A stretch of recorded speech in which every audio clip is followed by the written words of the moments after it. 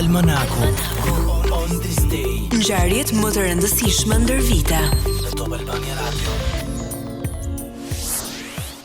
Në vitin 1269, mbreti Luigi IX i Francës shpallë se të gjithë hebrejnë që kapen në publik pa një shenjë të verdh identifikimi do të gjobiten 10 lira argjendi.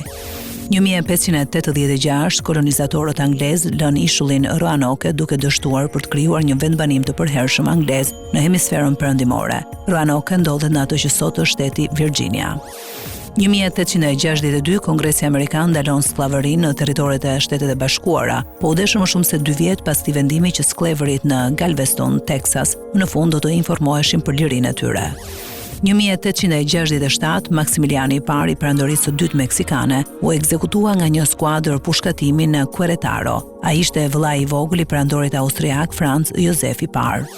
1875 fillon rebelimi i Hercegovinës kundër perandorisë osmane. Kryengritësit u ndihmuan me armë dhe vullnetar nga principatat e Malit të Zi dhe Serbisë.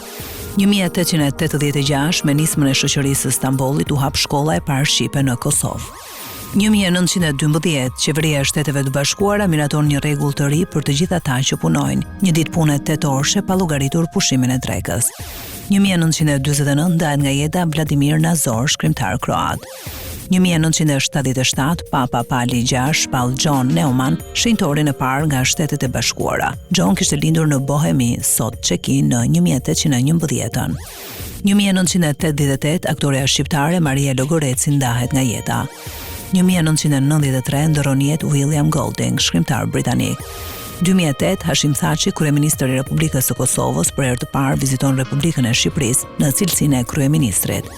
2012, themeluesi i WikiLeaks, Julian Assange, kërkoi azil në ambasadën ekuadoriane të Londrës nga frika e ekstradimit në SBA, pas publikimit të dokumenteve të klasifikuara më parë.